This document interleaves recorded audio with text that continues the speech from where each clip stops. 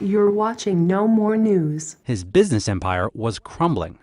The headline was quite accurate. Welcome to the 90s, Donald. Because it was like he got whacked right in the face. It was amazing. His empire could be at risk of collapse if the New Jersey Casino Commission decides not to approve Trump's bailout plan. By the fall of 1991, all 3 casinos had filed for bankruptcy. You know, I had a wife who was suing me for $2 billion. I had the banks, I had this, I had that. Back in the 1990s, you owed something like $900 million. Your empire was pretty much more than that. You owed more than that? 975 was personally guaranteed. That was just the small part. That was the harder debt. But I owed many, many billions of dollars. The leverage shifted dramatically over to the banks because it was no longer an issue of a bank and a piece of real estate. It was a bank and Donald Trump's actual survival. Trump owed money all over town to 72 banks in all. Pomerantz represented them as a group. How close was he to going personally bankrupt? Very. Trump makes a point of saying he never went personally bankrupt. But there's a reason why the banks decided to keep Trump whole. We made the decision that he would be worth more alive to us than dead. Dead meaning in bankruptcy. We don't want him to be in bankruptcy. We want him out in the world selling these assets for us. So you wanted him alive because he was a salesman and could best sell his own properties. That's correct. We kept him alive.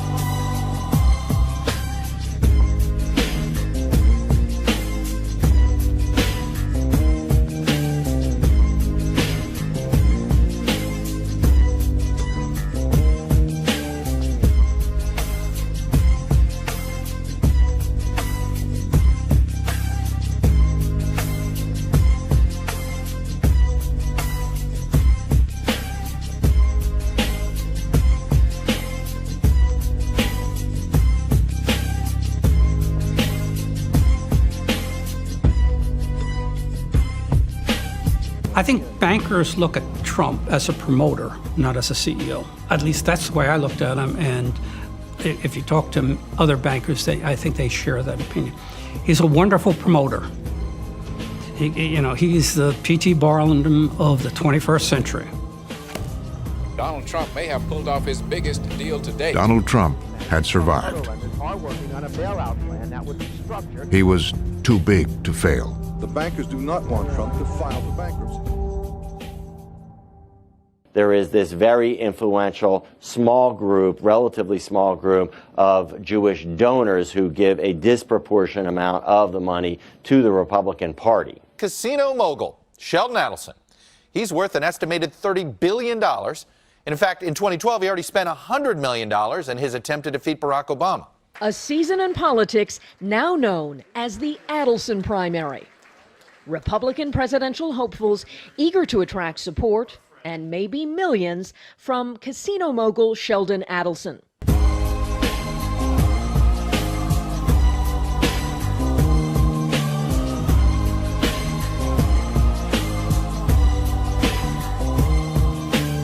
I am not Israeli. The uniform that I wore in the military, unfortunately, was not an Israeli uniform. It was an American uniform.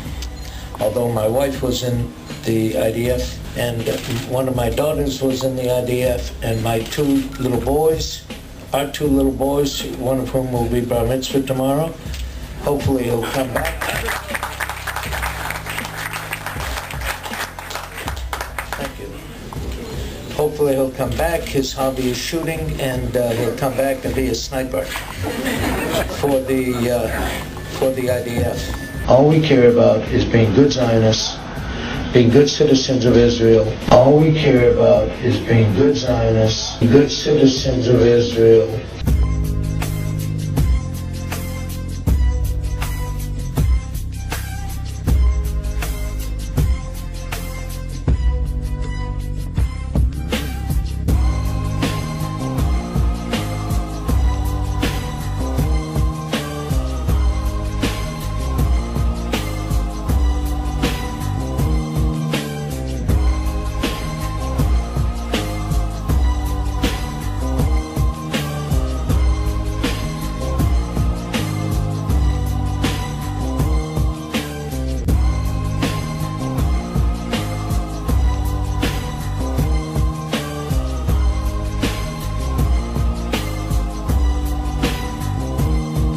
That victory would not have come without one other person besides Donald Trump, Sheldon Adelson. It is not about resources. It's about counsel, guidance, and wisdom. Sheldon Adelson didn't cut and run. Sheldon Adelson had Donald Trump's back. Sheldon Adelson offered guidance and counsel and wisdom of how to get through it. He was there for Donald Trump about how to comport oneself and how to dig down deep. And it was his guidance and his wisdom to help get us through. I am proud to stand with the state of Israel. That's why I'm proud to be a Christian Zionist. That's why I'm proud to be a partner to one of the greatest nations on earth and the foundation of the Judeo-Christian West. I want to thank you, and I'm proud to be a Christian Zionist. Thank you.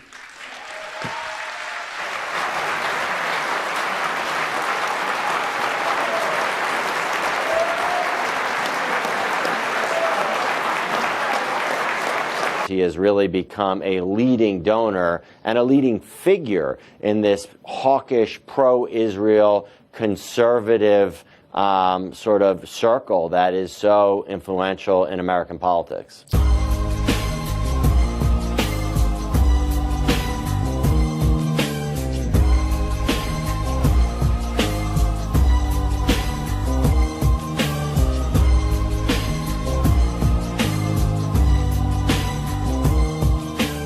And the new embassy may not have happened if it weren't for the man many call the godfather of the Republican Party. Billionaire casino magnate Sheldon Adelson. There he is in the front row with his wife, Miriam. There she is. He was instrumental in persuading Trump to make the move. Adelson is worth around $40 billion U.S. According to Bloomberg. You're the 10th richest man in the world. 10th, maybe it's, but think about that. There's 7 billion people. That means there's 6,999,990,000 people that are not at my level. Why is Adelson so driven on these causes, the mostly Israeli causes? He is a cause donor. It's been really his animating political issue behind his donations for some time.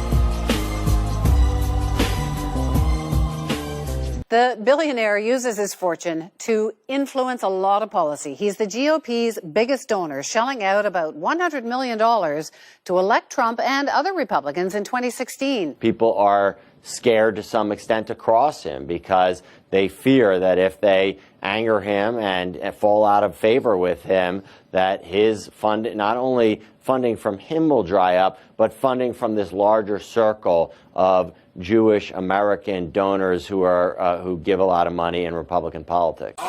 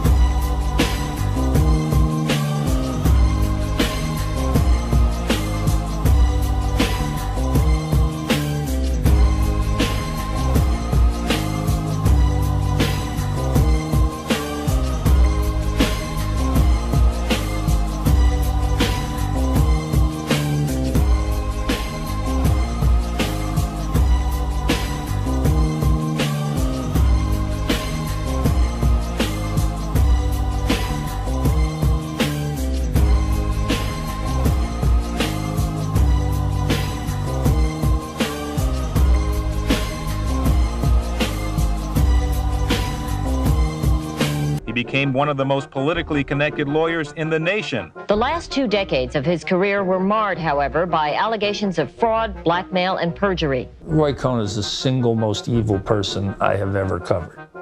If that's a magnet for you as a young man, it says you're soulless before you start. Donald Trump is probably one of the most important names in America today. Is, as I say, the closest thing to a genius I've ever met in my life. I'm a very stable genius.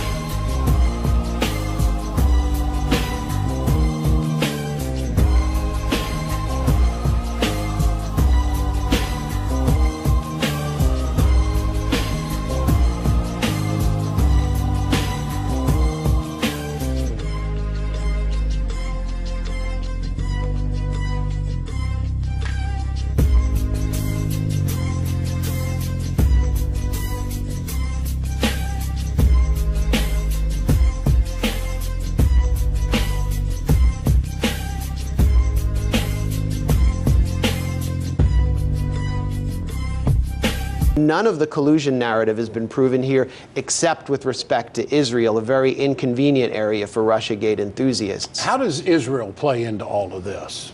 Well, Israel's central in this, and what we're looking at is actually Israelgate.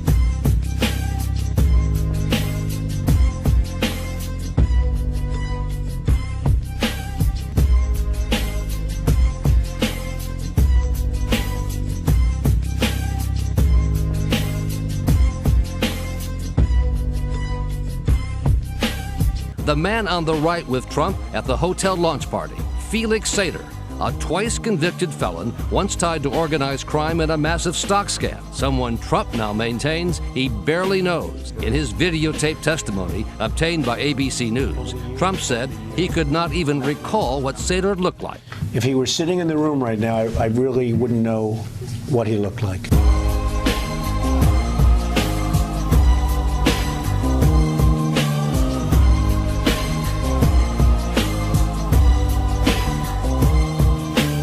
Sater, an executive at a real estate company, was actively involved in a number of proposed deals with Trump. Here they were together in Denver in 2005. And in 2010, 3 years after Sater's mob ties became public, the Trump Organization issued Sater business cards identifying him as a senior advisor to Donald Trump, with a Trump Organization email address and phone number.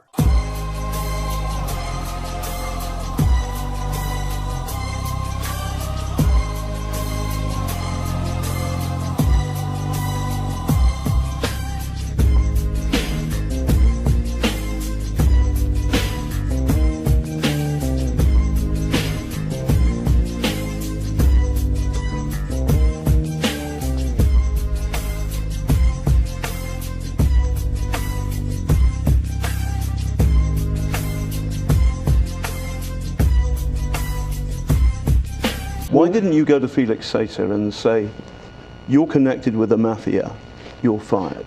2 years ago, Trump cut short a BBC interview after being pressed about Sater. I hate to do this, but I do have that big group of people waiting, so I have to. Okay, now hold on, one last question. Trump later said under oath he did not remember being interviewed by the BBC. Do you recall doing the interview? No, I don't.